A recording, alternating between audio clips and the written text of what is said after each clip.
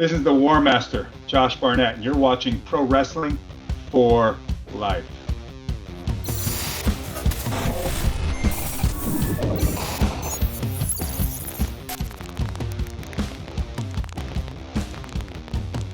Welcome to another incredibly amazing episode of Pro Wrestling for Life, everyone. I'm your host. Apparently, I'm a two-time WWE Hall of Famer, and apparently my wrestling name is X-Pac. What's going on, Nick? I'm in the mood today. I could tell. I love it. I love this memento style. Like, you don't really like you're told this. Like, you woke up and you found X-Pac tattooed on your forearm. Yeah, I heard. That's right. Grapevine. Yes, exactly. Yeah. Well, no, that's great, man. It's beautiful here in Chicago. Just so everybody knows, we're gonna have Josh Barnett here in just a little bit. We went well over an hour because I know Josh. You've wanted to talk to Josh for some time, and man, the two of you guys get together, and it's just a, it's a slam banger from beginning to end. Well, yeah. I've been wanting to talk to Josh on the show since I was doing the previous show, and I just don't, man, I don't like asking people for their time. And so, like, he had told me a while ago he would do it. And then when I saw him at we were on the same flight home from WrestleMania. We talked for quite a while waiting for our bags at LAX baggage claim. So, well, I don't know if you know or not, but I do. I've hung out at baggage claims before. I know what small talk is. Yeah. So that conversation was almost as long as the conversation we had for the show. Wow. All right. That's how long the fucking bags take to come out. There you go. So what we're gonna get is baggage claim banter here on the show today between Sean and Josh. So the thing is I haven't said. I mean, so I've seen Josh here and there, like, at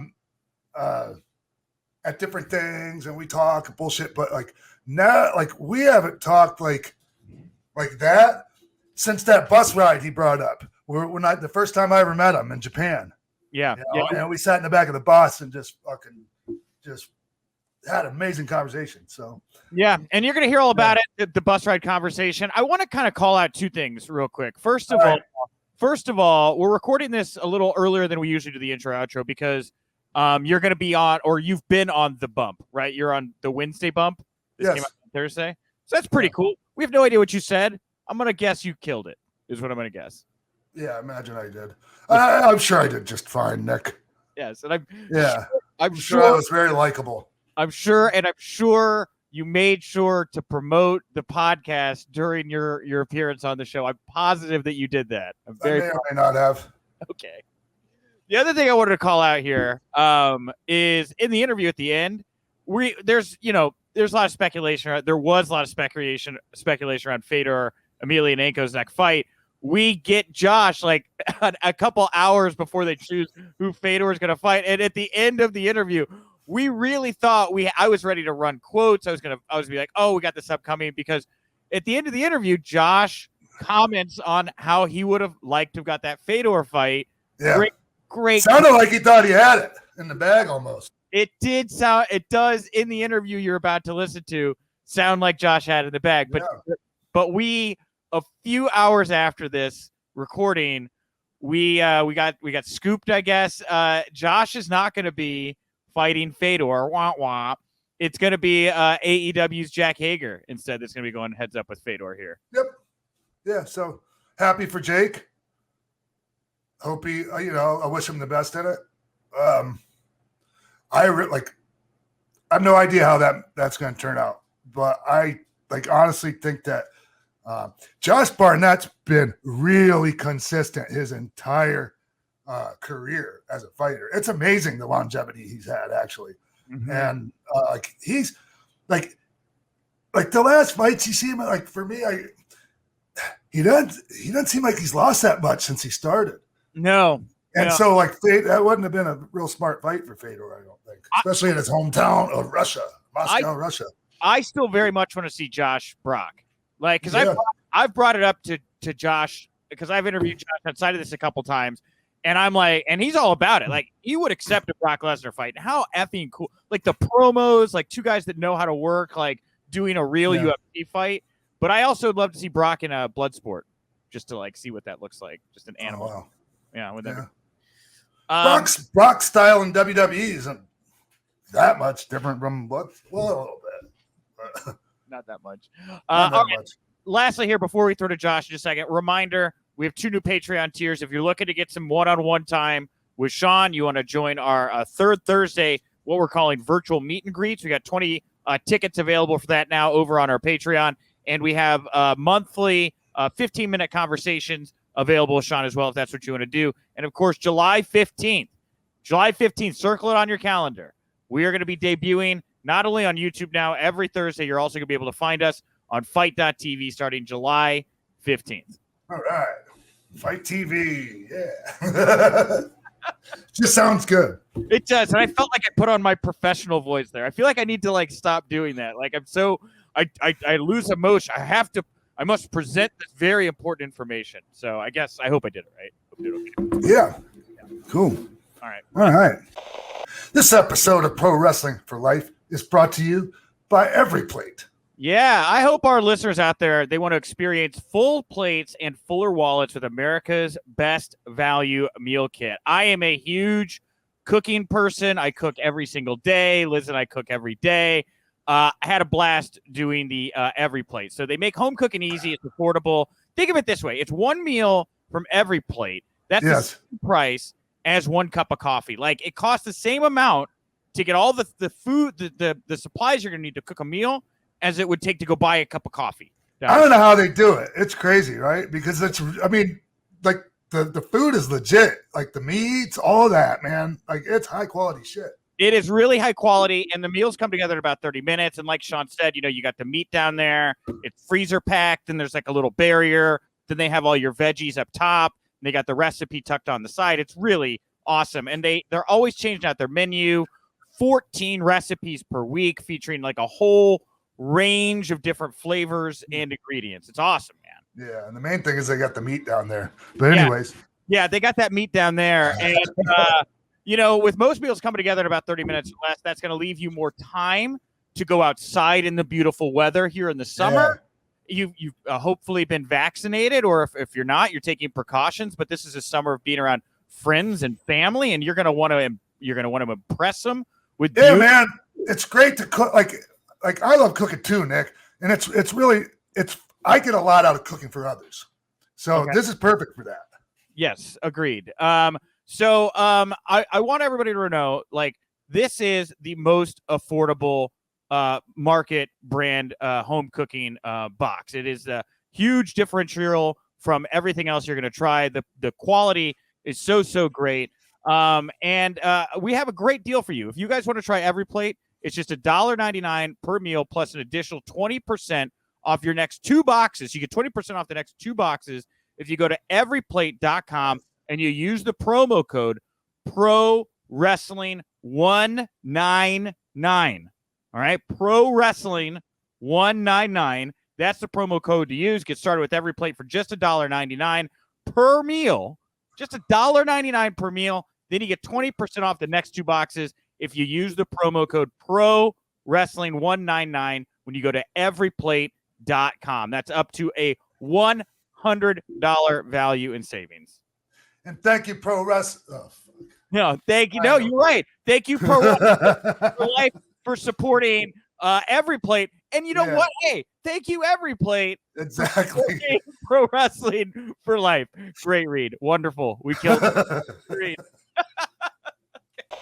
Ladies and gentlemen, this episode of Pro Wrestling for Life is sponsored by BetterHelp. Yeah. Hey, Sean, is there something right now in your life that's interfering with your happiness, maybe preventing you from achieving the lofty goals that you have set still in your life? Nick, don't be silly, man.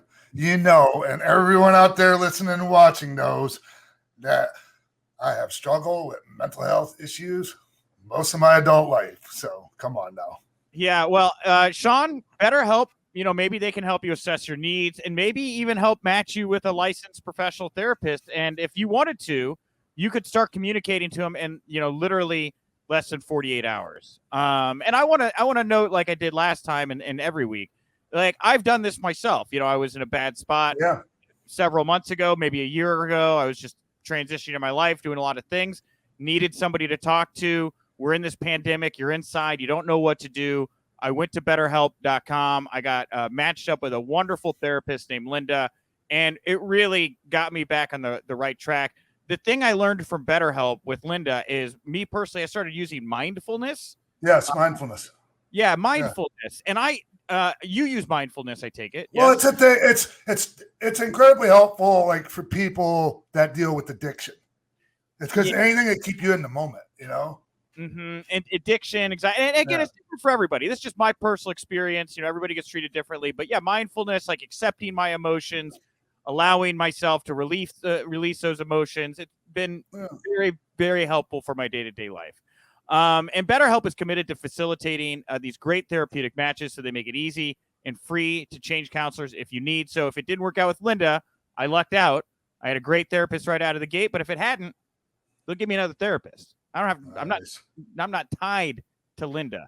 And they want you to help. They want you to start living a better life today, a happier, better life. So if you're listening to this, and you wanna try BetterHelp, visit BetterHelp.com/PW4L. That's PW4L. You can join 1 million people who have taken charge of their mental health. Sean? Yeah, Nick, I just, there are a lot of people out there, and this isn't part of the read. I just added this, like, there are a lot of people out there that are really hesitant or skeptical about therapy. Yeah. And look, I understand, I have been in the past too, but like, man, if you're struggling out there, give it a shot.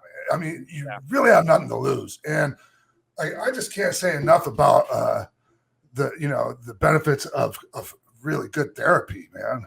So, do yourself a favor. Yeah, absolutely. And it's like, you're giving yourself a gift when you go to therapy, right? You're not taking away anything from yourself. And Sean, I, like you, been in therapy most of my life. I know what it is to have to go drive or walk to sit in a room with this kind of stranger and make eye contact and pretend, whatever, this is all normal. I actually preferred BetterHelp than actually having to go. And maybe it's, again, because I suffer from a ton of anxiety, but I preferred being able to sit down at a computer, kind of get to have my own space. Like, and I looked at Linda, like we were having video chat, but if you're not comfortable even in that space, you can turn the video off and just do an audio therapy session, whatever you want to do. It's your therapy, Nice. So, anyway, BetterHelp.com/PW4L. That's going to get you 10% off your first month. BetterHelp.com/PW4L. Try it out. Obviously, Sean and I both think that if you're not mentally doing well, this is maybe worth your time. And man, I wonder about you if you don't have something bothering you, man, with this pandemic and all the other crap going on in the world. Yeah. So, yeah, like I said a little bit ago, man, do yourself a favor and give BetterHelp a shot.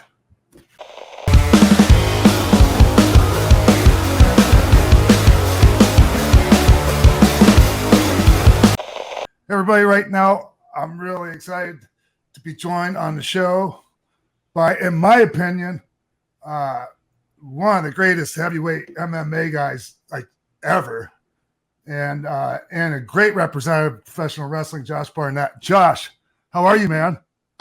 It's a good day. Ran training earlier, came from that, grabbed some coffee, and here to talk wrestling. Yeah. Hey, so you've been a pro wrestling fan all your life? A fan all my life, yes. Worker since 2002. Well, so the first time, okay, I knew who you were before I met you. Obviously, like I remember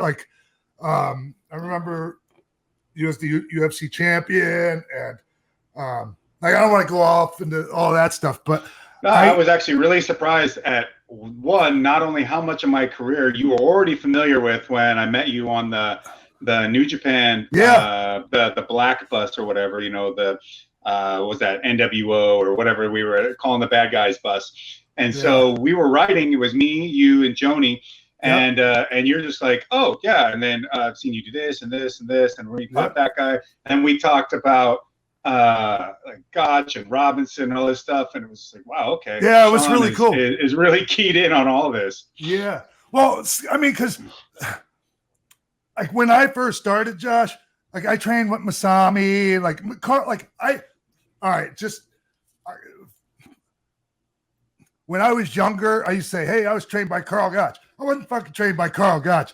Carl Gotch came sometimes. I was trained by Masami, but it sounded really cool to say you were trained by Carl Gotch. Well, of course it does. Yeah, I wouldn't blame you. But I'm lucky for different. what little time I've gotten to work with Carl. But yeah, and and I was like, oh, hey, I remember finding out about you watching the Lightning Kid in AWA, and you just were like, you watched that? And I go, yeah, fuck yeah, dude. I thought it was cool shit. Yeah. Unfortunately, like my first meeting with you on that bus, like I was completely whacked out of my mind. So I wish it would have been under better circumstances. Is all I'm saying. I can say this much. Yes, I could tell that you were not at your best, but when it came to wrestling, I'm telling you, Sean, it's like a different part of your brain was operating, and you knew exactly what you were talking about. The information, the dates, the amount of information that you were able to, go back and forth with me on did not sound like somebody that was not in there. Like that part of your mind was untouched and was as bright as it could ever be. I mean, I was just like, oh fuck, man, Sean knows. He's just lighting stuff off, and I gotta have to stay on my toes to keep up with him. Well, it was so cool to see you there, Josh, because I remember watching you and Rico Rodriguez, another great fighter. Anyway, so I remember that, but then to see you at New Japan, like you went out there. Did you put someone to sleep, and then you cut this promo in Japanese?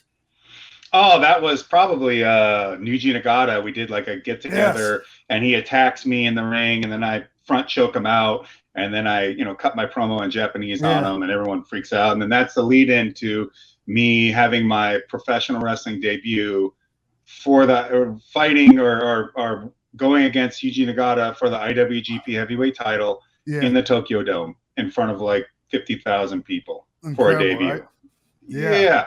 Yeah, it was a wild one, and came down with chicken pox a couple days before the match, so a little extra difficulty added to the whole thing. But for a debut, and as hard as I can be on myself, I was all right, But you were already established in Japan as the King of Pancrase, right? At that point. No, I hadn't been the King of Pancrase. Oh, you hadn't? That didn't happen until 2003. But I was there quite a bit with Bob Sapp as his coach, and then just being there at all the K1 and Pride stuff and all the Japanese fighters I was working with, and speaking Japanese to a minor degree, and that all really helped me to establish myself over in Japan. And then obviously by being with New Japan and Pancrase, and then having Inoki as my backer, that really went a long way. And so so I'm just touching on a couple of things before I get into the meat of what I want to talk to you about, Bloodsport and everything. But in Inoki IGF, Inoki Genome Federation, you had a lot of fights. Were those fights? No, I mean they did move into a more MMA oriented organization towards I would say the last quarter of the group, but we were pretty much a straight up professional wrestling organization. But they would bring over some guys like, say, Rikishi or some of these other folks, and they would usually just sort of run a normal WWE style match, obviously with decent guys in the ring with them. But it was supposed to be very strong style or shoot style. But at the end of the day, people were showing up. They liked it. We got some good talent out of that. We had some real goofballs too, some interesting individuals. But I mean, I got to wrestle Bobby Lashley a bunch of times. I got to bring over my student Eric Hammer and develop him. And there were some good matches there if you can find them. Yeah. Hey, how do you feel about a show with submission style, like UWF style, strong style, mixed with American Pro Wrestling? I think it could work. However, I think that there is a danger with setting certain precedent, right? Yeah. And if you're running UWFI, or where you've got the rope escapes or UWF style, UWFI, any of the variants thereof, where you've got rope escapes with down counters and escape counters and all that kind of stuff. No pins. And you're really right, and you're treating it super shoot and taking away the pins, and then you've got a very theatrically styled, worked match after it. I think it creates friction against what you're trying to put out there, and to me, what it will end up doing is it will end up essentially saying overall, despite each individual type of match and regardless of the workers within it, it'll end up putting out the message that wrestling is whatever. You can just do whatever. It's amorphous. Just go out there and just do whatever you think is cool, which really undermines your ability to tell a proper story under the proper environment. And so if that story is through a full worked environment where someone might break rules, you might have a more traditional minded professional wrestling match. It still needs to be rooted in some sort of reality. The rules need to be adhered to so that you can break them. You can be a heel. You can draw ire from it or DQ yourself or whatever like that. That, to me, that's non-negotiable. If you throw the rules out, then okay, well, what are we even doing then, other than just doing an athletic show or stunts? But you want structure to tell story, and so once it's like watching a movie that creates a world that this whole takes place in. As long as you stick within the parameters of the world that you created, most people will be able to suspend their disbelief and just fall into the story. As soon as you start messing with that, it really undermines your ability to really tell that deeper thing, to really give people the proper footing to tell the story that they want to tell in the ring, whatever that may be. It reminds me of, Josh, was back when I was still in Florida training, and like I thought at that point that I was going to end up in UWF. Mm-hmm. They brought Bob Backlund in. Excuse me, sorry about the coughing. They brought Bob Backlund in UWF. I'm not sure if you remember seeing this at all. He had a match with Funaki. Takada. Funaki? He wrestled Funaki. Oh, he wrestled Takada too, and that was a killer match. Yeah, but there was this weird finish where Funaki got disqualified for drop kicking him off the top rope, and it really didn't get over well with the UWF fans at all. You don't remember that?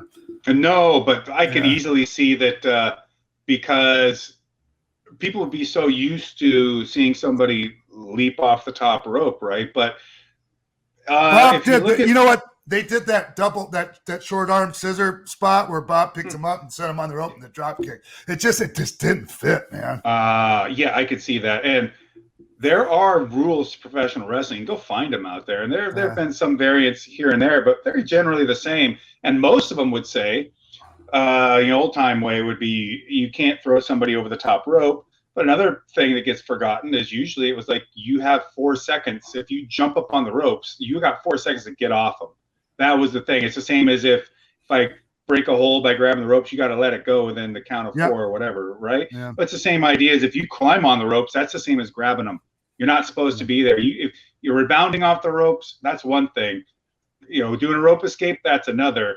But you're only supposed to be on top of that post 4 seconds. And even then, when I teach people about working, I just go, don't get up there and goof around. If you're going to get up there, go up there like you mean it, because you see this as an opportunity to win the match. If you're trying to win the match, and do it like it matters. Hey, so since I brought up UWF, Josh, and we're talking about this stuff, were you a fan of and you might not have seen it when it was happening, but I imagine you watched plenty of tapes. The original UWF that when Shima and Tiger Mask left New Japan, they started. And now the original UWF I've not seen a ton of, although I was lucky enough to have Mr. Shima-san as a sponsor for me when I was in Japan. So I got to get all kinds of so I got all kinds of really great stories from Shima-san. He's a really nice man. I really like him. He's incredible. He's a great guy. and wrestling owes a lot to him. yeah. And he's for real. Like he got in the New Japan ring, I remember, took a bump, and then later he was like, "Oh, this thing's soft. This is soft now." Like, Shimba said that? Yeah, he said it was soft. He took a bump. He's like, "Nah, you guys are working in a mattress." Yeah, but they were Josh. They were still like so. Tiger Mask. He changed his name to Super Tiger, but he wore the mask even during the match. And like he did a moonsault press. Like it was weird. They hadn't really figured things out yet. And I think that was a reason why that original UWF failed, Josh. Yeah, well, I mean, there's always politics and business practices that always are the general culprit. But with the original UWF, it had such a mishmash kind of put together. Now everybody remembers it for its prominence within shoot style wrestling and also the development of towards the development of modern MMA from the guys that would come from it, the training they were doing, and how that would expand out into these other organizations, Pancras and Fujiwara Gumi, and different variants of the UWF. But that first UWF was as far as I can tell, it was something created to satisfy a few different criteria. One of those was, I think maybe it was the main one, to try and get over these up and coming, really hot talent that they felt if they maybe had their own space to shine in, that they could perhaps produce people to be on par with the New Japan stars. And then you could create cross-rival promotional stuff and other things. The other element was to push the reality aspect of professional, the shooting aspect, but then there was lucha stuff involved, and there was some lucha guys in there all too. over the place. Weird. And I'm sure there's lots of fans of lucha out there in the world, but it just didn't fit. No, it didn't fit. So, but oh shit, I just had a huge brain fart. But also, Tiger Mask wrote that book right around that same time. I'm not sure if it was before they started UWF, but he wrote that book, Kayfabe, just completely exposing pro wrestling. That's always, I understand the want to finally tell the world how things really are. But in the world of wrestling, it's like the world of magic, in my opinion. And there's just some things that are just best kept close to the chest, and close to the vest, and that's just the way I see it. I think it's better in the long term, and the short run, sure, someone's going to make some money. Jose Canseco went out there and wrote his tell-all and made a bunch of money out of it, but at the end of the day, like, he did damage to all kinds of people for simply because he thought he could capitalize on it. That was the whole point, and destroyed friendships and relationships forever, probably. Yeah, well, if he valued any of them. If he valued any of them in the first place. And so, I think there's a way of approaching the behind the curtains aspect of wrestling. And I know how much there is no curtain anymore in most senses of the word. But that doesn't mean it's the best way of going about things. That's just my opinion. I was going to talk more about UWF and stuff, Josh, but just real quick, so when they did come back, it was the hottest promotion in the world, right? It was huge. Selling out. Cosmos sold out the Tokyo Dome show. There were some really cool mixed matches, like Fujiwara versus Dick Fry, guys like that. I just thought they were real cool, and I think they got away from that. We're not sure if we're what we're doing here. It was a lot more pure, and then Fujiwara Gumi split up, UWFI, I guess. The reason, Josh, the reason everyone left to start UWF, it seems like the reason that everyone split too, right? Takada felt like he was being held back. It's tough because they did have legitimately a lot of stars. Really high level guys that could be the number one anywhere that they wanted to be.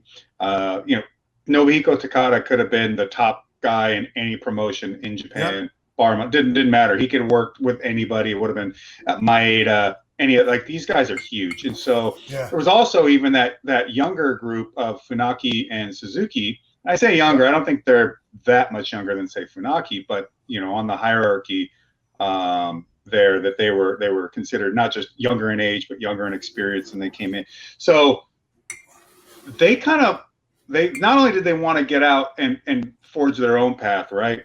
But they also had this feeling that they wanted to do it for real. They wanted to have full shoot matches. They didn't want to work it. And maybe you could say that that's because they were the best guys. And so they were kicking everybody else's butts. And so that they could, well, why don't we get to be over all the time?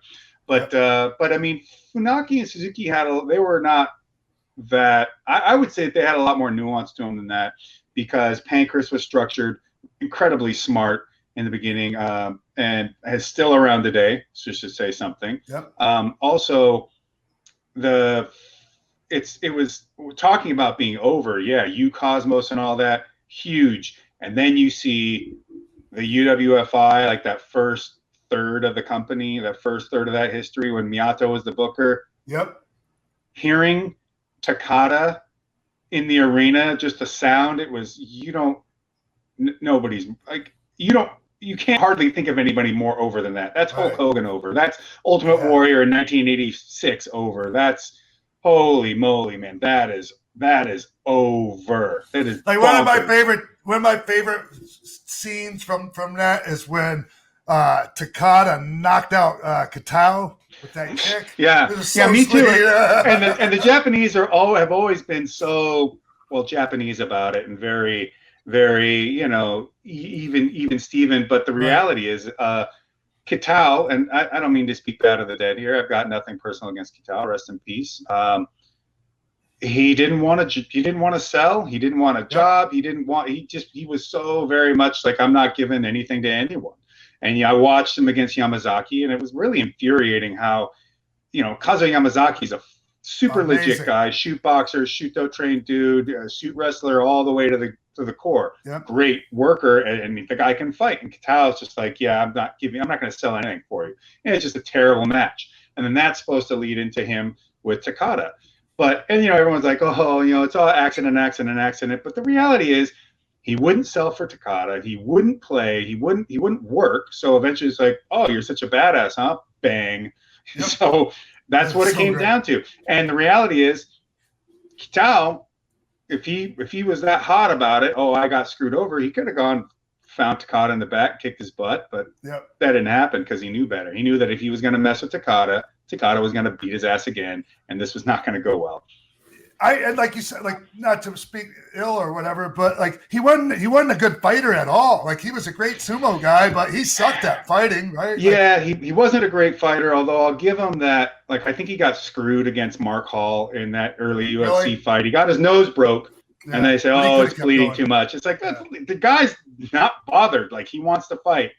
He just had a bad attitude towards working, and I think maybe some of that came from he was going to be such a huge prospect. They gave him like a Fist of the North Star Kenshiro gimmick, and New Japan, he came out huge, and then just didn't really develop. And they were trying to push him huge. Like, I think it was either SWS or it was. Yeah, he left New Japan. He left New Japan, goes to SWS. It's kind of like, now he's a martial artist guy. He's got the gi and he's a shooter, and it was kind of that gimmick, even when he was the Kenshiro character in New Japan. But it just didn't fly. And wrestling does take a ton of skill. Yes, I'll give it that. But it also takes the right kind of personality. It takes a certain temperament. It's like the first person I ever trained to be a professional wrestler from ground up is Eric Hammer, and Eric Hammer, he's 6'4", 280, shredded. He was a collegiate wrestler, played arena football. He's my number one sparring partner. The guy can fight. I've seen him dismantle MMA pro heavyweights in the ring,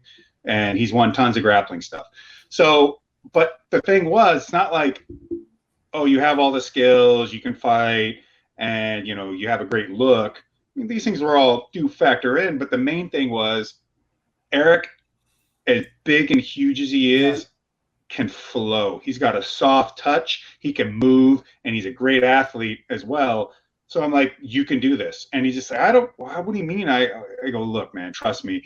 You have the ability to give and take and move and flow. You can be heavy when you need to. You can be light when you need to. You can make all those adjustments to make what you're doing look like you're killing someone or you're being killed.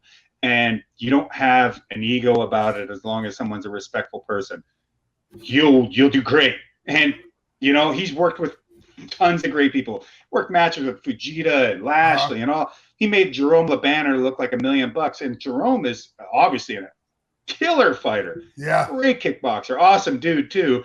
But, he's green when it comes to pro wrestling. And so he's going to need some help trying to get his stuff over and keep that storyline going. And so, man, Eric goes out there, delivers. And I watched it from the back, and I'm just like, oh, man, this is good. And Jerome LeBanner's girlfriend, well, I think it's his wife now, is getting mad at ringside thinking that Hammer's really trying to kick his ass. Oh, yeah. And so she's like, getting all worked up. It's awesome.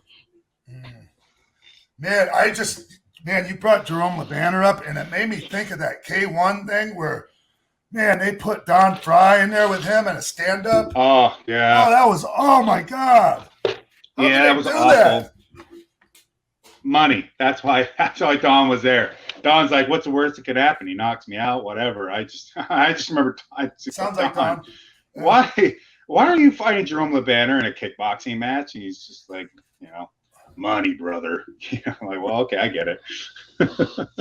Man, it's crazy how different it is to fighting, like the whole scene over there, man. Like you could just do stuff like you couldn't do that here, man. The commission would never allow something like that here. Well, not only that, the commission wouldn't allow it, but then let's say that they would, you'd probably get excoriated by the fan base, and the company would then be like, oh, you didn't do well enough. So in Japan, it was like, did Don Fry show up and really try to win? Yeah. Did he lose? Yeah. Okay, done. Move on.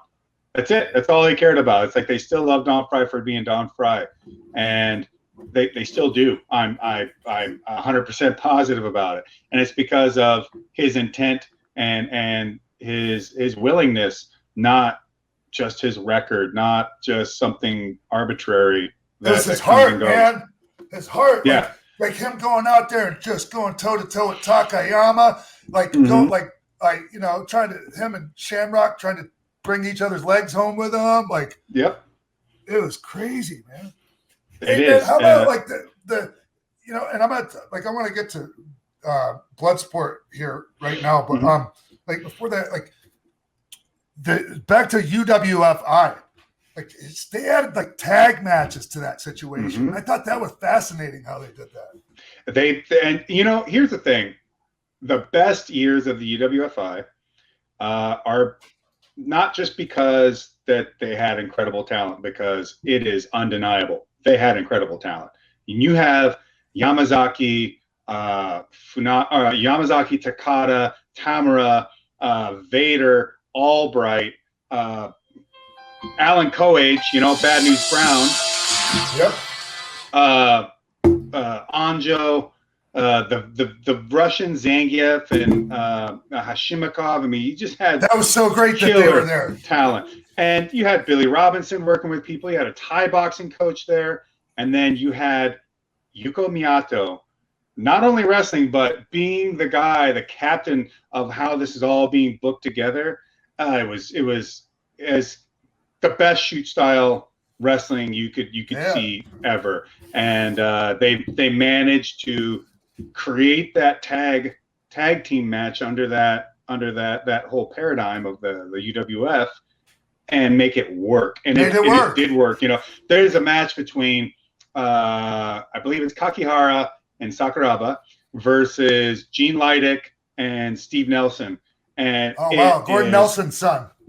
Amazing. There's also another amazing one. It's Anjo and I forget who versus Victor Zangief and maybe it's Hashimikov, right? or it might be one of the other Berkovich or whatever. Because one of the Kozlowskis was in that, weren't they? The Kozlowskis, yeah, they were over there. Dennis was over there, I believe, doing worked matches, and Severn went over there and worked some, and obviously Billy Scott, one of Billy's boys. Billy, yeah. That's all great, but yeah, there's a match between Zangief and someone versus Anjo and someone. Man, it is fireworks. And you know what's really crazy too is one of arguably the greatest of all time, in a lot of people's eyes, was just a kind of a preliminary wrestler there, Sakuraba. Mm-hmm. Yeah, he was going through the ranks, working his way up. Guys over. And Sakuraba, over time, would eventually become one of the guys that would do the shoots. And there are shoots in UWFI. If you can get the collected discs on these things, and you watch as the promotion gets past the Miyato phase and kind of starts getting into the Anjo phase, things start changing a bit. But all of a sudden, you'll watch a match and you'll go, well, that didn't look the same. Or that's different. Well, that ended even quicker than I expected. And all of a sudden, you're actually watching shoots. There's shoots going on. The easiest way to tell, in my opinion, whether or not a match is a shoot or a work in UWFI is how hard they're throwing their knees in the clinch and whether they're actually throwing them at the face. That's the biggest tell. If they're really trying to knee through somebody's face, that's a shoot. That's usually, because it's not just, they might be striking hard, they might be doing different stuff, but if you see that clinch and they're really trying to like take a guy's head off, it's like, that's real. Do you want to hop in here, Nick? Because I have plenty of stuff I can. I'm a little out of my depth here. You're talking. I mean, I'm really enjoying these stories. I'd rather you continue on here at the moment. Yeah. So Josh, let's talk about Bloodsport, because there's other shit I want to talk about too. But let's get right into it. Yeah. You know. Yeah. Okay. I'm really happy to see a market for that type of pro wrestling here in the States. It's really cool to see it because it hadn't been here always. No, and in fact, that type of pro wrestling really has not been able to grab a foothold here in the States, especially with WCW and WWF back in the day. But this is the right environment for it. And I actually talked about this many years ago about being something I think that could have some success in the U.S. with the right people and the right booking. And when I was approached to be a part of this whole project, and they agreed to let me be the guy to run the captain of the ships, I just said, man, I just thought, okay, you're going to see something here. I'm going to produce something, and I know on paper it sounds like whatever and anybody else could do it, but telling you nobody else can do it. I've got the pedigree. I know that the talent, even personally. You watch. I'll make this a thing, you know. Yeah. And before you had it, it was Riddle's Bloodsport, right? There was, I think, maybe one or two Riddle Bloodsports before it became Josh Barnett. Just the one. There was just the one show, and it just, to me, I was glad to see it, and it was good for a lot of the athletes there, and it helped them out quite a bit. But it was just not. It was not my vision. So that's why I started. When I refer to the first Bloodsport, I refer to my first one, not the prior one, because I see that as a different product. What's the difference? The way the matches are structured, the way they were agented, I would just say in the quality of being able to put together shoot style matches, period. I felt like everybody obviously gave it their best in the first Matt Riddle's Bloodsport, but nobody knew what they were doing for the most part. And it was not their fault by any means. Not to mention, I felt like the booking itself was not really taking into a consideration very important things towards shoot style matches. And when you see stuff like that, it seems like the normal thing would be to go on the internet and slag everyone and disrespect them and, blah, blah, blah. But I mean, really, how does that make anything any better? And the reality is most people aren't going to have that skill set. Most wrestlers in wrestling aren't even taught to actually wrestle anymore. So expecting them to be able to hit a double, drop into a toe hold, and then the other person's going to counter that, swing into a knee bar, or just counter it, get to a headlock, look for a pin. The guy kicks out, run a half. They're not going to do any of that because they've never been trained to do that. And so I can't be mad at that person for that which they lack necessarily. I mean, I could say that there's a lot of opportunities that they could take to go and alleviate that lack of skill. But the reality is that the cultural paradigm of professional wrestling, from the working to the training they just abandoned actually wrestling. okay, it's just the way it is. So my job is not to yell at people for that which they didn't have or that which they've never created. I mean, it was just the first show, right? They were working with a conceptual idea, and then they were just going to put it together based on what they already knew how to do, which of course means you're gonna end up treating this thing that is not quite the same as you've been doing with these other projects. It's just not gonna, it won't look the way you think it's going to. It's not going to come out exactly correct. And it's fun. One of the things from the first show that you did keep, though, is there was the no ropes. Right. Talk about the decision. Is that traditional, or is it something new that you're bringing to it? Like it was presented to you? Like, why the no ropes? The simplest answer is that was part of the gimmick, so it stuck. I mean, if we're honestly, having ropes makes it easier.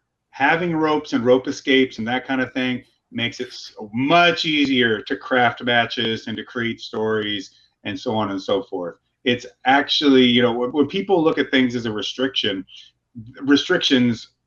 give you things to play with in the realm of professional wrestling. And by removing that element, you have to learn how to work around it and work around.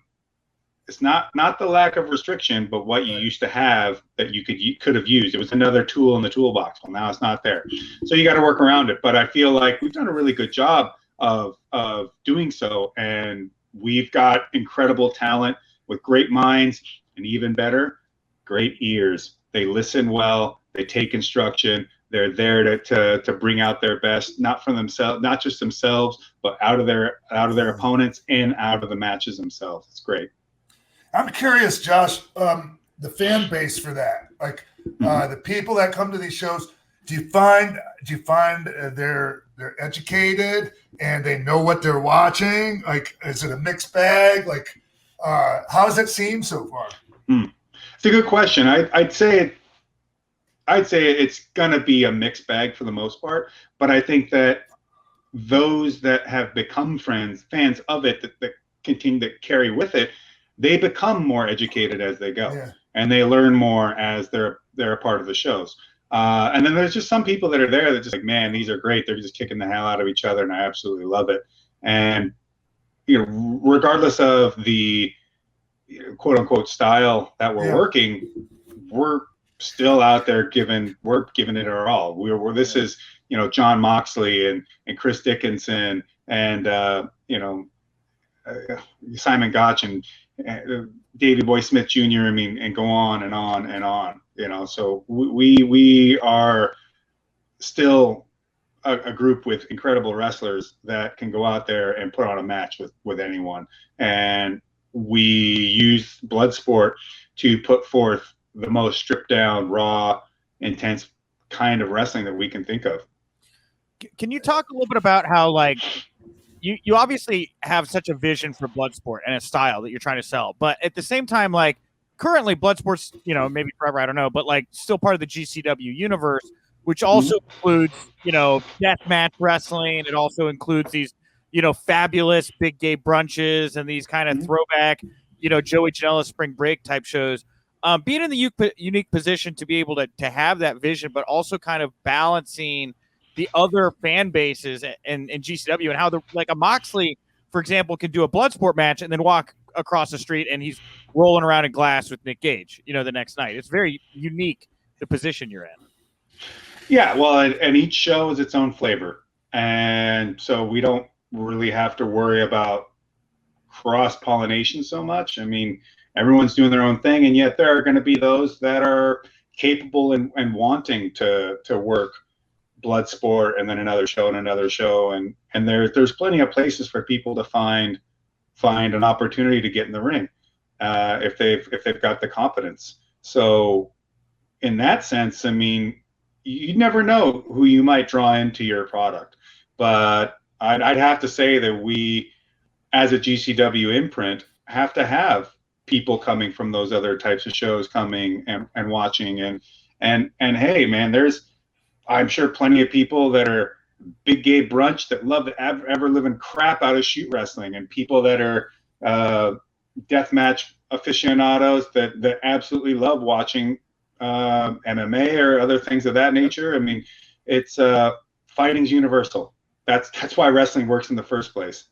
Mm-hmm. Yeah, it's just different because I know we were talking a lot earlier about very diverse cards and how you guys didn't always think certain things worked on different cards. It's just it's GCW's approach is very unique, and it's cool to see you be able to kind of. Well, we're not mixing them, so right. I mean, it is that. I mean, we're not running like all these different matches under different auspices. I mean, on the same card. So we're not building a big horn of plenty here out of this whole thing.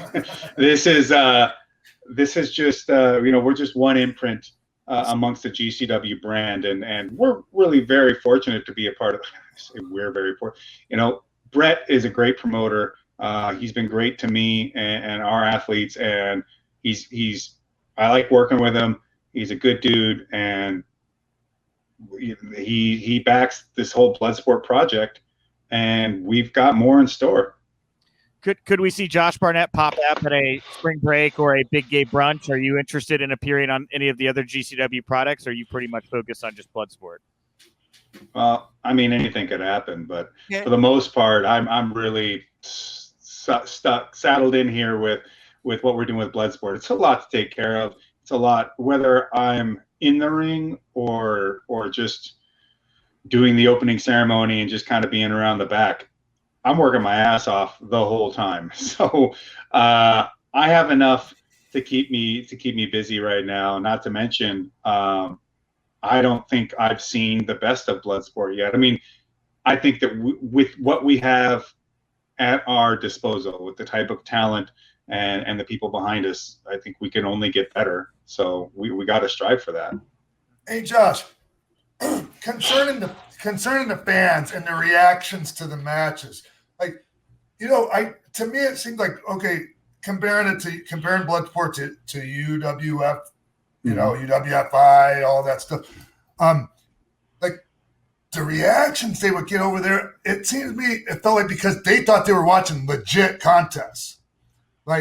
And you're not telling everyone, hey, these are legit contests. Right. So that mystique is kind of gone, right? How does that affect you guys being able to put on a compelling match and get the reactions you're looking for?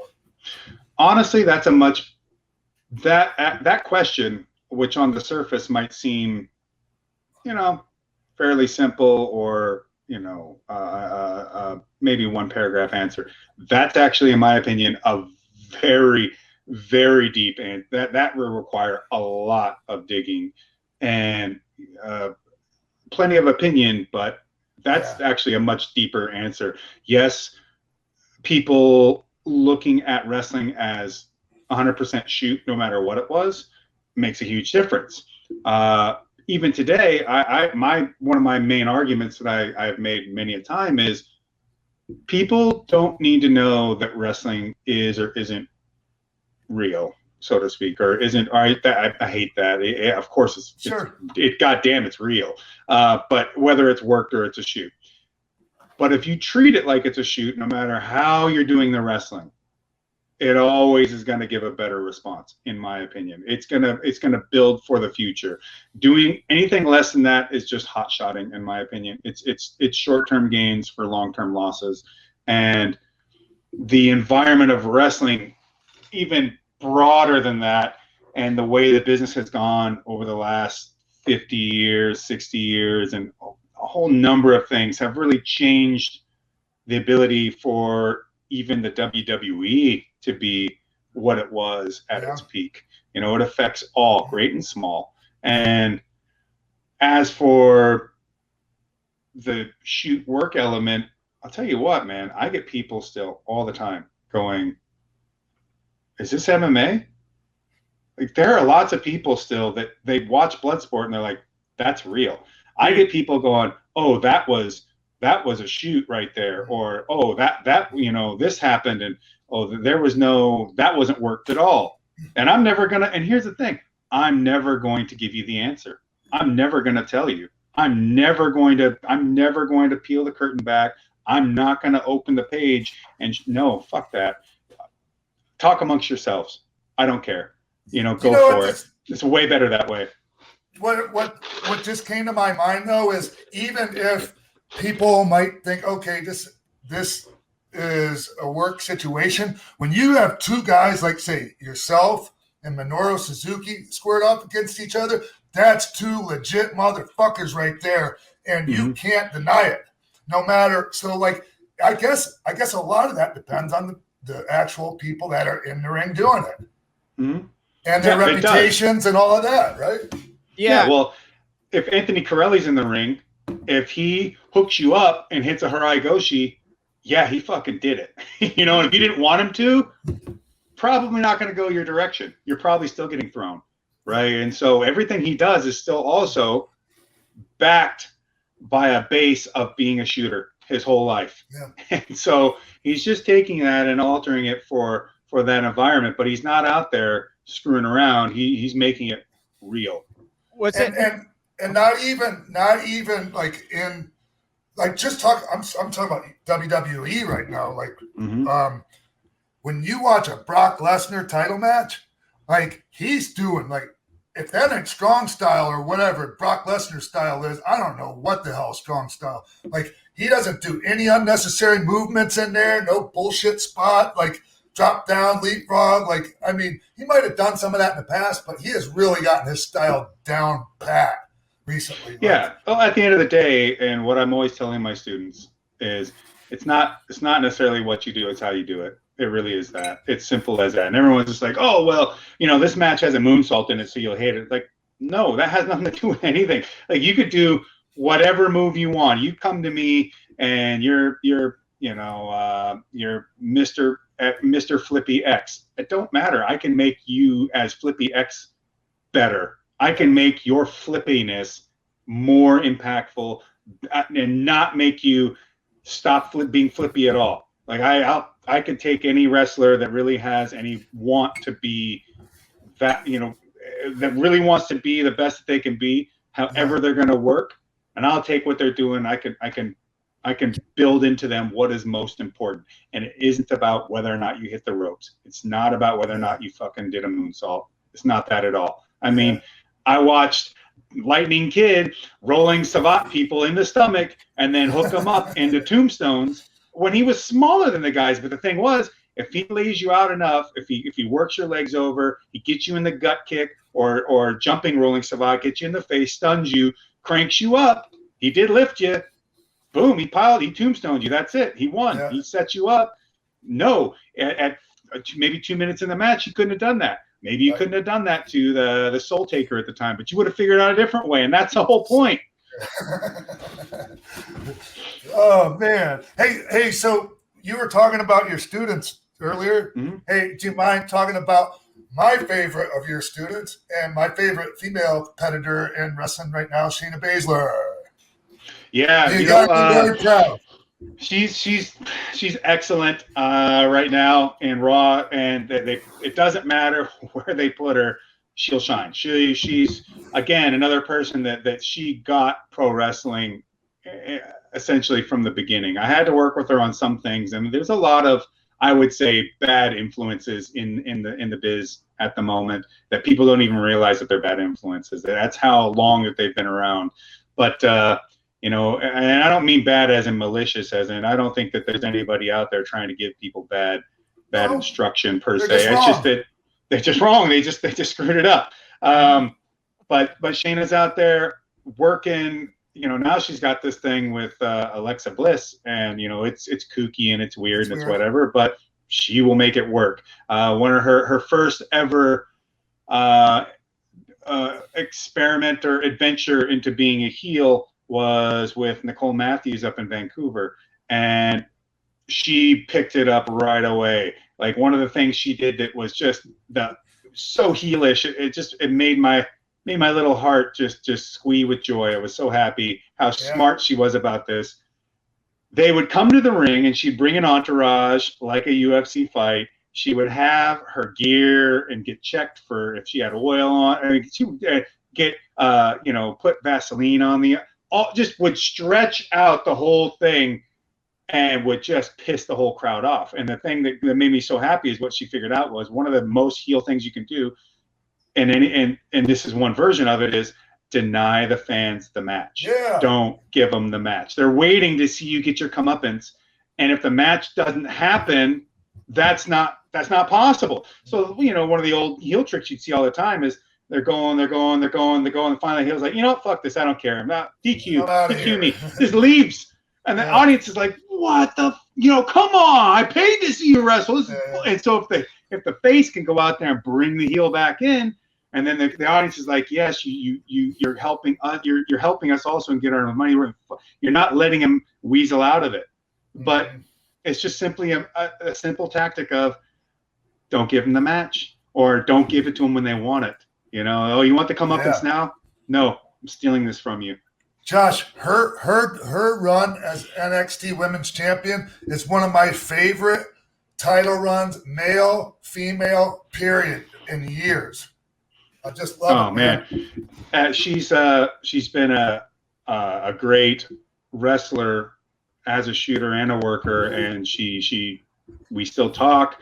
I manage her, so I have to talk to her, but we'll go over little things, and we'll talk about how to make sure that whatever she does is strong as possible, because at the end of the day, you have to be strong as an opponent to make the person that eventually wins, or even to make your win, legitimate.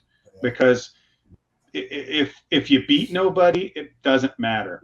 And you need to make sure that whoever sees you guys out there, that they have to walk away feeling satisfied. Well, if the heel sucks, then why have a match with them? Why not just beat them up and be done with it? You're right. You know, just trash them and you're gone. But instead, no, you're going to have an actual match. We're going to build into this whole thing. So there has to be a way to somehow shine their mind, shine their physicality, shine something about them, so that at the end of the day, people saw a match that mattered between people who were not to be messed with. Yeah. And I just like her style, Josh, like the things you instilled in her. And obviously she's adjusted a bit, because you kind of got to meet some people in the middle. Correct. But like she wasn't you never seen her like much with the hitting the ropes or anything. No. And I just love that, because she put together great matches without all that shit that people go like, oh, the that's shit fake. Isn't right. Well, the shit isn't. That's not what actually makes a match. And I remember when she got into NXT and she's on television, and people were posting stupid shit on Twitter like, "Oh, she doesn't even know how to wrestle. She doesn't even hit the ropes." I'm like, oh, that's how warped people have become with understanding what wrestling is, professional wrestling included. That somehow hitting the ropes is what professional wrestling is. It's like, no, none of that is what wrestling is. Wrestling's not anything. I'm not going to give that stance either. Wrestling is combat sports. At the very least, it's two opponents fighting each other, wrestling each other in the ring in combat to see who can overcome the other. That's it. Shayna Baszler is the only person I've ever seen in an MMA match beat somebody with a cobra twist or abdominal stretch. Yeah, she was the first one to do it, male or female, and she's done it twice actually. And so it's just a matter of, it's not moves, it's intent. It's not moves, it's what is the point behind it? And it's the same thing with that. And even what I talked about earlier, there's plenty of people in the WWE that can't actually wrestle. They can do choreography, they can go through, they can run through spots, they know the international, they know how to do that kind of thing. But if you just said, hey, this person and you're not just working the left, you can work any side, you can do this, you can do that, and by the way, you can't call anything, go. They would just, as soon as someone grabs them on the right side, they're like, I don't know what to do anymore. It's like, because that's dancing, that's not wrestling. So if you knew how to wrestle, you could work either side and it'd be fine. And by the way, what if your left side's hurt? You should work your right. What if your left side's hurt? You should have your opponent work your right. What if by happenstance, you go to do a flippy maneuver and you kind of screw up whatever, and you dump in a weird way and land on your right shoulder? Well, I should attack that right shoulder. It was a mistake. What happened? Fine.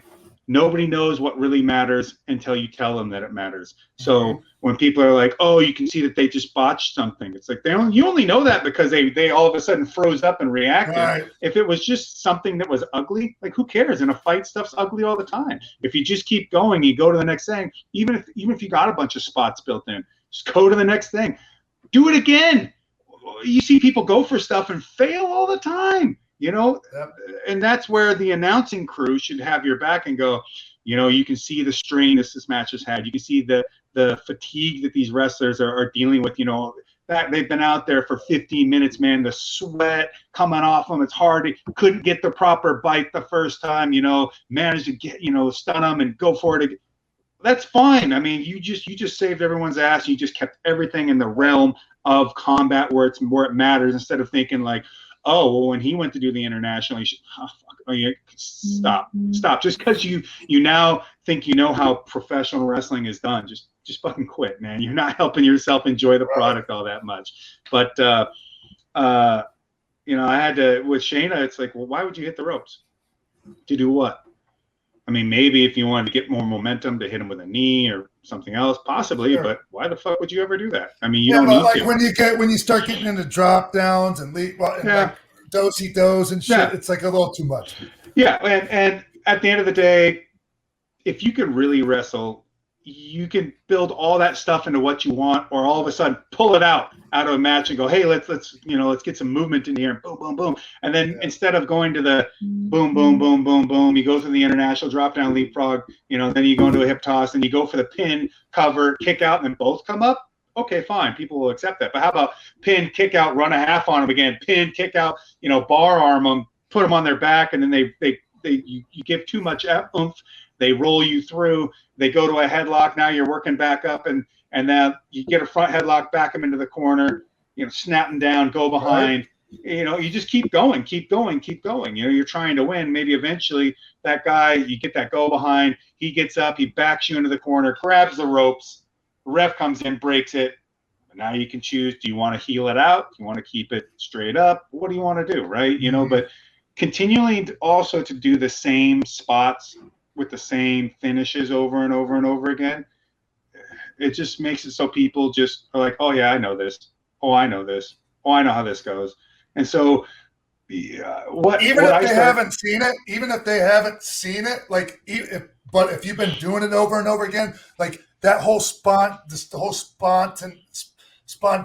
feel to it is just gone by, right. third or fourth time people, you do it. Yeah, they start, and of course, let's say you're the seventh match on a 10 match card. Yeah.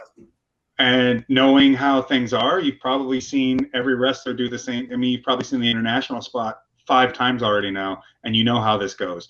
And international spot is tackle, drop down, blah, blah, blah. Yeah. And so, okay, but what you start doing is you start programming the fans to not care until you get to till you start seeing what falsies or whatever. Like, so no one cares. And I've watched this so many times, live events, and I just go, yeah, everyone's goofing off. They're putting their cards up, they're running their mouth, they're heckling, they're doing this, they're doing that. Nobody's paying attention right now because they know it doesn't matter. They're just like, oh, cool, he flipped off of something. Oh, cool, he smashed his head. Yeah, I'm just watching heat. I mean, they just look like routines. Right. Yeah. But in a way, as the paying customer, you're not getting the full experience, and as the people performing, you're also you're not just shortchanging them, you're shortchanging yourself and your opponent and what you could get out of them. Sometimes, really, guys, gals out there, less is more. Believe me, if you have the right intent, if you can get them to come for it, that's it. It's okay. Your match doesn't need to be 25 minutes long. If you could do it in 6. And I've had workers staying here with me training day in and day out, and I'll put matches on. I go, watch this match, this UWFI match right here. Okay, they go through it. How long was that match? 6 minutes and like 13 seconds. Did they tell a story? Yes. Did you believe it all? Yes. Did they get everything across about, did this guy get it across? Yes. How about him? Yes. There you go. Done deal. And also, if you're match 3, you're not doing a super fucking power bomb off the top rope when I've got match 12 as the main event. That ain't happening. And that didn't happen on Bloodsports either. Not because you couldn't powerbomb somebody off of whatever. You could figure all kinds of ways to mess someone up. But it's just that I'm not having 7 power bombs on my show. I'm not having like everybody do the same stuff over and over again. And it's not because I'm sitting back being a curmudgeon. It's because I'm trying to help everyone get the most out of that small time. Let's say they're in there 15 minutes. That's a long match for Bloodsport. That's enough time to do a lot. 15 minutes out of the entirety of every minute you have in your working adult life, that's nothing. So let's take that small amount of time. Let's take that small amount of time. Let's make it the most of it that we can, not just for today, also if possible, but for tomorrow, next week, next month, next year. Let's try and give you something that'll pay dividends down the line. And I promise you, the people that show up for that, they're going to win too. I remember when you were doing New Japan commentary, the discussion around this with the Young Bucks and like how seemingly real. Like, I have no idea what your relationship was with the Young Bucks, but obviously they're doing your thing and you have a space for your thing now as well. But I remember those two energies just on top of each other and how it felt real when you were talking about their style and when they were talking about you, you know? I don't know what their deal is. I don't know who riled them up into thinking that me and JR were burying them all the time, because we weren't. But they also need to understand, one of the things that I think was a problem is they wanted to be cool. But I'm like, you're heels. Sorry, you cheat. Constantly, you're constantly cheating and breaking the rules and doing heel stuff. So we're gonna say you're despicable. We're gonna say you're terrible and horrible and you're bad people. We didn't say you couldn't. You didn't say that you sucked. We just said that you're bad guys, because that was your job. Your job was to be bad guys. But it seems like no one wants to be an actual heel anymore. Everyone wants to be the cool anti-hero or a cool bad guy heel or whatever. They want to sell all their merch. They want to do all this. It's like, no, I'm sorry. If you're a heel, you're a heel. Be a heel. Stop trying to worry about whether the fans like you or not. Like, you have a role to fill here. And if you want to run around telling people to suck it, then people should want to see you get your teeth kicked in. That's just the way it is. And nobody wants to be a heel, and that's a problem. And somebody riled up the Bucks. I don't know how, whatever. I mean, they used to get into Twitter fights constantly anyways. But I've never actually had a discussion with them. No, nothing, never, ever. I don't know. And yet I would constantly cover for them in their matches. They go to hit their Meltzer drivers and stuff. And sometimes, they do all this crazy stuff that just gets them a 2 count. So, my thoughts are, well, I don't want this to seem like it was shit or it's weak or it's just whatever. It's just a hope spot. It's just getting their shit in. I don't want people to view that. I want to say, well, okay, you could see that, I don't know which Jackson does what in that scenario, but it's like, oh, you could see that Matt, when he came off the ropes, he didn't get the feet all the way on the help on that pile driver. Like a stuck pile driver or something? Yeah, it's like, I don't want to belittle what they're doing. I want them to, like, okay, if they had hit it perfectly, that match was over, but they're tired. It's tough. People are sweaty. Things are happening. This dude's in air flipping to land to give the assisted tombstone. Okay, a lot of things could happen, could miss. And you get guys that always got to knock a dude out the ring. They always got to flip over it. Okay, fine. Regardless that this has happened in every match leading up to this. Well, whatever. I'm not agenting things. I'm only dealing with what's on television. Right. So even then, I want to be like, oh, you can see in the slow-mo on this Suicida, he only caught a piece of him. You know what I mean? And so, and maybe that even caused him some injury too. And so I was always trying to find a way to say that nobody here is weak. Nobody sucks. This is just what happens when you go to war. When you're in combat, things don't always work out how you want them to. And so, yeah, you hit a 450 and boom, but you don't get the 3 count. Maybe, he just didn't have the leg hooked enough. It's not that you aren't capable. It's just like, it's one little thing. It's always one little thing. And that's how close the margins should be between these competitors. Josh, I'm not just blowing smoke, man. One of my all-time favorite announce teams is you and Morrow. Like, you guys were just phenomenal together, man. We had a good time, and Amazing. it was really great to work with someone that I had known for so many years and I'd worked with before, in different capacities at times, but still worked with many a time back and knew him backstage. And to have that pro wrestling knowledge, especially from the MMA side of things, I loved having him as an MMA commentator too. But there are times we're in the booth, we'll just put a hand on the other because we got something going, or we'll pop someone and then we'll jump in back and forth. And it was different working with him versus working with JR, but JR was great in that I could just put a little touch on him and boom, or he would line me up. So he was also just such a wealth of information, and I had so much fun with both of them.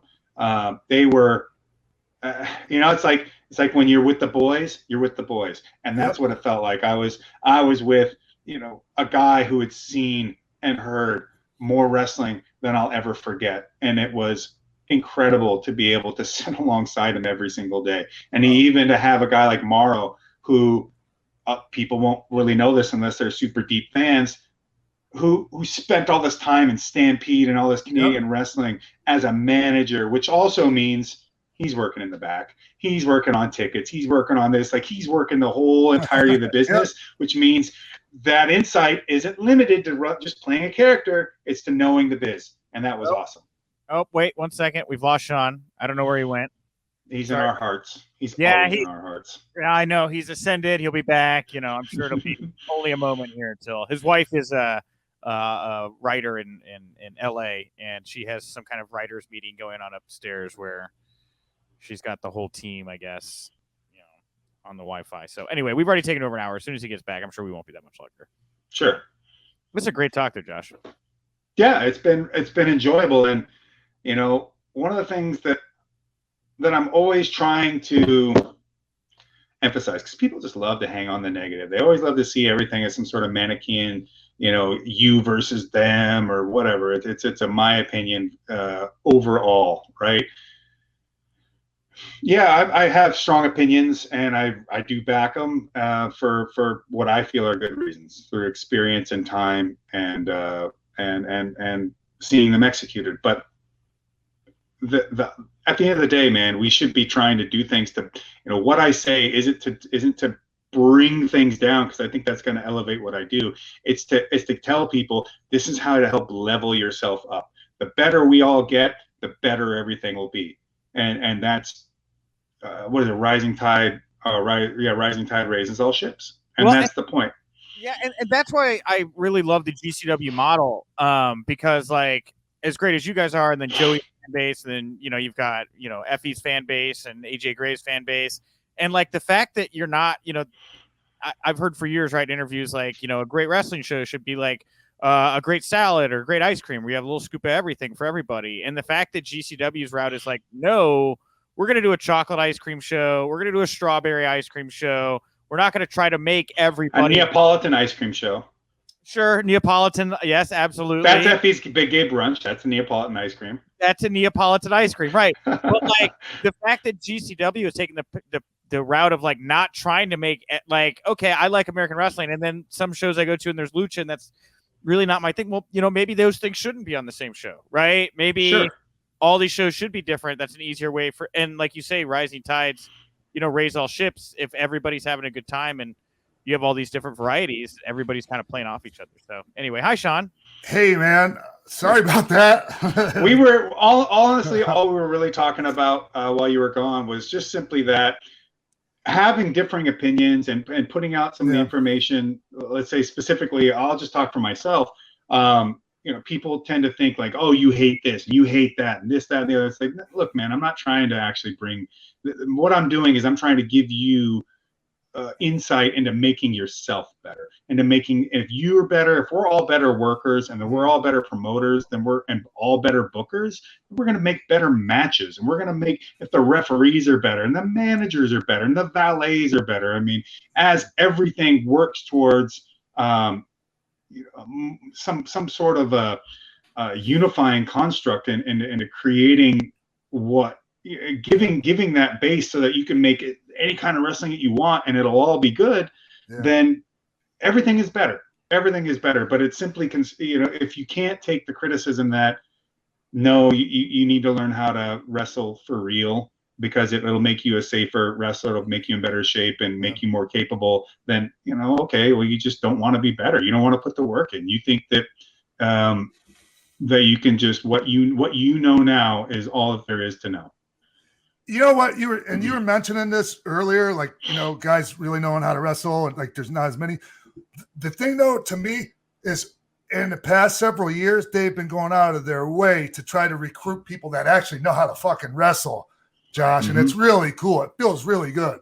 It is really cool. And then even then, from the worker side of things, you can go, but working isn't just fake fighting people. And I've seen so many shooters that just like, they can't figure it out, right? They can't quite make it work. Hey, you can take a former sumo, high-ranking sumo who was known throughout the land, and he spent all this time in a sumo dojo training, right? And yet put him in a ring and you didn't really get the result that you wanted. And there's something ethereal, maybe that's not quite easy to pin down about being a worker. It helps to know what a real fight is and how to actually wrestle. But at the end of the day, knowing how to wrestle and knowing how to tell a story, well, that's not quite the same, Yeah. Like, hey, Josh, you know what? Like, what I was wondering, how hard is it for you? And also, are you going to have any more fights coming up? And how hard is it for you to go back and forth between I'm a pro wrestling work mode and I got to fucking fight? Not hard at all. I mean, the first thing is, I'll answer your last question first, and that is, or I guess it'd be first question first. But yeah, I'm hoping to get this fight with Fyodor in Moscow for Bellator. It is the fight that needs to happen. I will expect all of you to be out there rallying for this, because this is the fight that should happen. October 23rd. Hey man, I'm your Huckleberry. But it's never been tough to go between the two, because my base of training for either one is the same. When we're in the room, we're in the room, we're in the room. When I'm training people to work, I'm spending 80% of the time teaching them how to shoot. And the rest of it is like just a little bit of working stuff. If we got to go over something technical as far as a move, okay, that's one thing. But that's learning moves is not working. That's the other thing that people conflate the two. Like, knowing how to do a headlock does not make you a worker.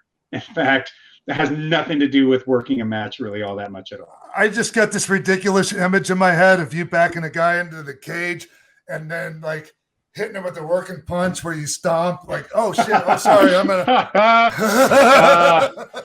hey man, it's wrong job. Working and shooting, it's one side of the same coin. That's all it is. What am I doing today? Heads or tails?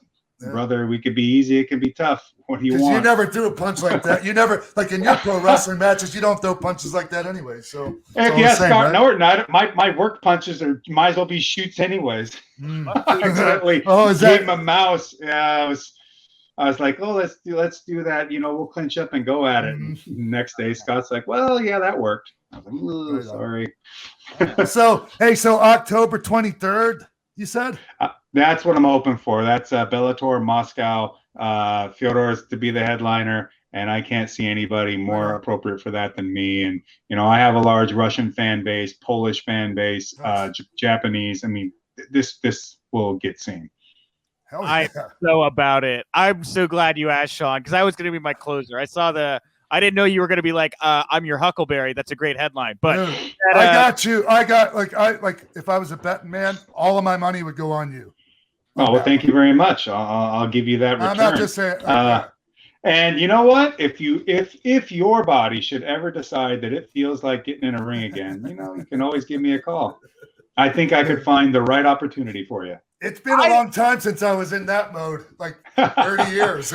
Yeah. You guys are taking care of my closing questions for me.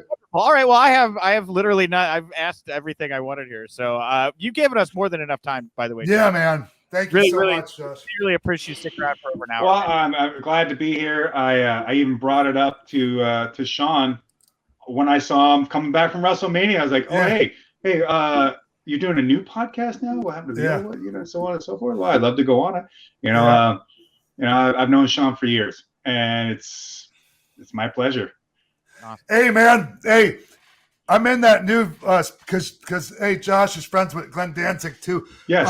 I'm in this new spaghetti western vampire movie coming out. That's awesome. I can't wait to see it. Oh, Me and my lady, we watched Veronica, and we watched that one together. I mean, it's a wild ride. Yeah, it's a wild ride. And Glenn's got quite the imagination on him. But what a good dude. I love Glenn. He's badass. He's always been the same dude since I met him at day one, and I'm hoping to see him out at Psycho Las Vegas this year. Cool.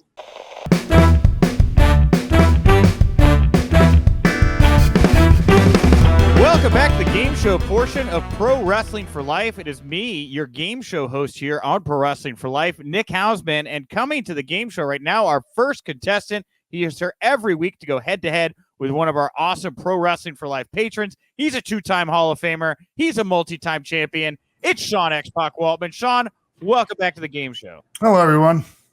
You're a defending champion here again. You're defending something, but I think it's more your pride. Shut up, Nick. I think it's a defensive pride.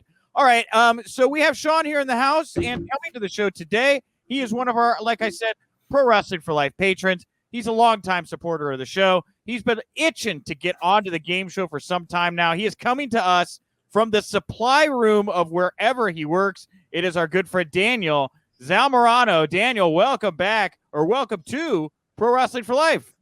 Thank you for having me, guys. How you doing, Sean? What's up, man? Thank you. Thank you. You ready to get destroyed? We'll see. We'll see. Wow. Daniel, first of all, where are you? What is this behind you? What are these boxes filled with? Just merchandise, cups for coffee. Okay. We're coffee distribution center. Nice. Yeah. We are a big old coffee fan here. Yeah. Yeah. Yeah, and I see you're rocking your Stone Cold Steve Austin shirt here today. Oh, yeah. Greatest of all time for sure.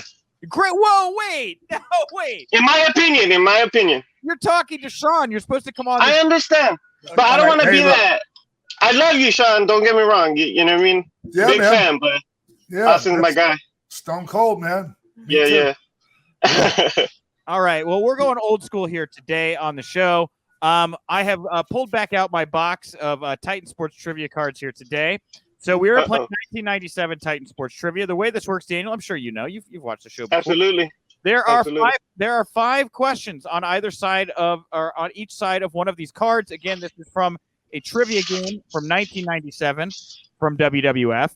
You're going to pick a number 1 through 5.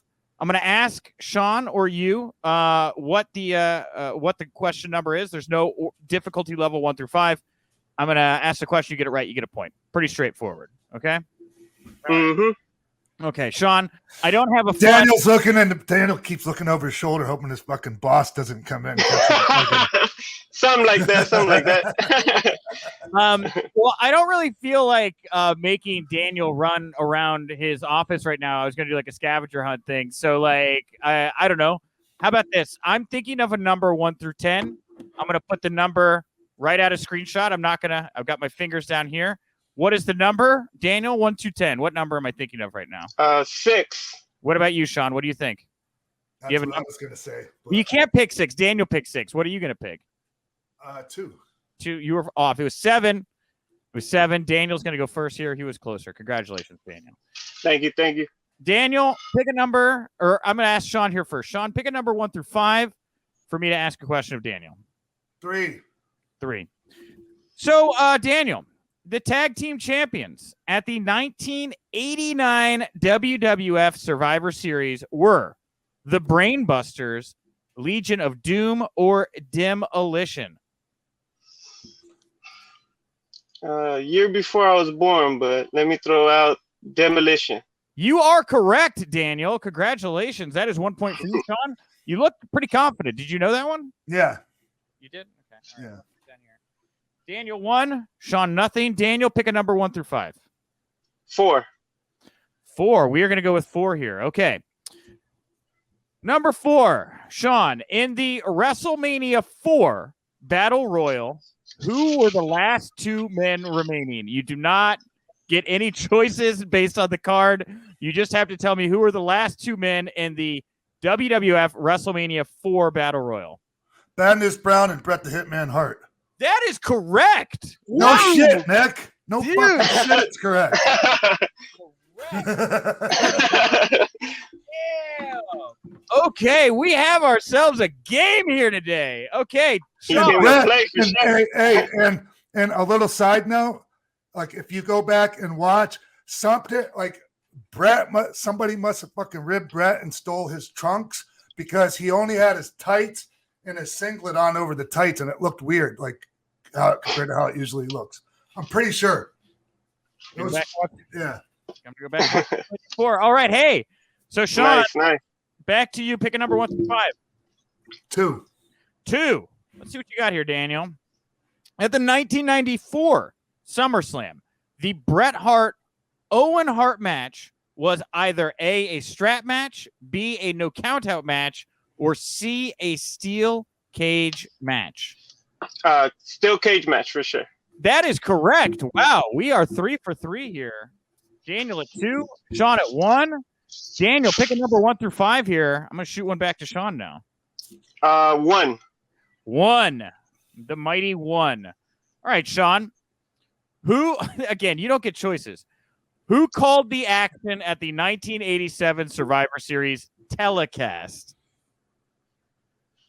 It is one name. Who called the action at the 1987 Survivor Series telecast? Gorilla Monsoon. You are correct. That is right. Ooh. Wow. Yeah. Damn. Sean is focused here today. Okay. All right. Sean, back to you to pick a number 1 through 5 for 5. 5. Okay. King Kong Bundy. I feel like you should know this one. This is a layup. Sean would know this for sure. I guarantee it. I knew this one. All right. Daniel, at WrestleMania 1, okay, the first WrestleMania, Andre the Giant received $15,000 for slamming who? You don't get any choice. Big John Studd. Big John Studd is correct. Big John Studd is correct. Man, that is 5 in a row. These are not easy questions either. We have a real barn. That's pretty easy, actually. I don't know, man. All right. No, that's pretty easy. Daniel, 1 through 5. Back to Sean. 3. All right, Sean. The champion at SummerSlam 1990 was Bret Hart, Ultimate Warrior, or Sergeant Slaughter. Who was the champion at 1990 SummerSlam? Sergeant Slaughter. That is not correct. I'll give you a chance to steal here. Daniel, was Bret Hart or the Ultimate Warrior the champion at SummerSlam 1990? Warrior. It was, in fact, the Ultimate Warrior. That is a successful steal there. A point for Daniel. And Sean, 1 through 5. If Daniel gets this right, I feel like I'm going to have to declare him the winner 5-3. 1. 1. Okay, here it is. So, Daniel, this is for the win here. At the May 1995 In Your House, who interfered in the Bret Hart Jerry Lawler match? Was it Mabel, Come on, man. Diesel? Mabel, Hakushi, or Diesel? Diesel. That is not correct. Sean, you feel like you know this one, yes? Do you know who? Hakushi. It was Hakushi. And were you on that show, I'm guessing? No, because Bret had specifically requested to work with Hakushi. Oh. And so that was the start of that little thing they were doing. Okay. Yeah. I guess Diesel would have been too easy. All right, we'll do one more here. We'll see. I thought, at first, Nick, I thought this was like the thing where Isaac Yankem ended up in the picture. It would have been right in the same area because when Yankem debuted when Lawler was in the cage over the ring, though, right? I thought it was Maybe I'm SummerSlam '95. Anyway, whatever. Props to Glenn Jacobs carrying Dr. Isaac Yankem. What a gimmick. All right, Daniel, I'm going to give you a chance 1 to 5 to ask Sean a question. Which one do you want? 1 to 5. 2. Sean, the first match of WrestleMania's 8 telecast was El Matador versus Shawn Michaels, Owen Hart versus Skinner, or Piper versus Bret Hart. Michaels versus Matador. That is correct. That is Yeah. correct. We are at a 4-4 tie here right now. We're right at time. I'm going to do one more question here, and we'll see where it goes. All Okay. right. So, Sean, pick a number 1 through 5 for Daniel here. I'm going to go with 1 again. All right, Daniel, here it is. It's another 95. It's a May 95 in your house question, and it's another era interference question, okay? At the May 95 in your house, who interfered in the Sid Diesel match? Was it IRS, Tatanka, or Shawn Michaels? No clue. Gotta pick one. IRS, Tatanka, or Shawn Michaels? Tatanka.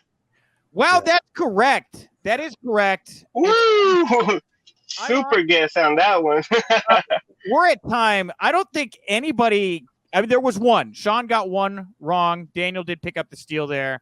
So I guess we're gonna have to declare it on that. Daniel, congratulations. You just beat Sean. Thank you so much. Whoa. All right, whatever, man. Congratulations, Daniel. Thank you, Sean. I really appreciate you, brother. Hey, man, like that was a legit, well contested game show. This was actually legit. Like it was no bullshit. This was the In the beginning, we were going head to head. I was scared. I'm like, he came to play when I'm up. Dude, usually I really appreciate you, brother. Thank you. Usually, I just put the guest over. Like I didn't put you over. You actually won. So thank you so much. I really appreciate it. So Daniel, where can people go follow you on Twitter if they want to find you? It would be Daniel_Zamorano on Twitter and Instagram. Cool. Thank you. Daniel's like, can I get the fuck out of here now? My boss is I really appreciate you guys. Thank you so much, Sean. Take care, man. Thank you. Take care. All right. Bye, brother. That's it for this week's edition of Pro Wrestling for Life, everyone. Want to thank Josh Barnett for giving us over an hour of his time. Who else am I thanking, Nick? You want to help me out with this? Yeah, we actually Brian? have Daniel Zamoro was the game show. Okay. All right. Brian, was that last week's? Yeah, well, yes. Brian Mullaney? Brian Mullaney was last week. This week is recording craziness because of the bump thing, which is a great opportunity. We're very happy to put on the bump. Hey, while I'm thanking people, thank you to Matt Camp, Evan Mack, Caleb Braxton, everyone at the bump. And if I'm missing somebody, I'm really sorry. Shit, I hope I didn't leave anyone out on that. So thanks everyone for having me. In Stanford on the bump. Yeah, live in studio. I was the first in studio guest since the pandemic. Oh, really? Yeah. Is that what it is? Oh, I didn't know that. Yeah. Oh, wow. And it's also NWO week. And is this the week that the NWO? No. Well, maybe. I have no idea. They just said when they hit me up about it, they just said, "Hey, you want to come out for NWO week?" Great. And I was like, "I will," but maybe add a few other things to my, to my schedule while I'm there. And they did. And so it was great. Wonderful. Well, great. So I hope you all enjoyed the bump. Hope you all enjoyed this show. Again, July 15th on Fight. That's really about it. I'm at Nick_Hausman over on Twitter, and support me over on the Wrestling Inc. Daily and Wrestling Inc. That's where I do my day job stuff, and I'm not talking. When I lived in Mexico, I used to enjoy the bump quite often. When I was doing Chicago comedy, I was a big fan of the bump too. Whatever. All right. Crazy. Hey, is ending the show on cocaine jokes? Is that good? I think that's a good end, right? Yeah, that's fine. Okay. Goodbye, everybody. Thanks for a great. Take care, everyone. See you next week right here on Pro Wrestling for Life. Boom.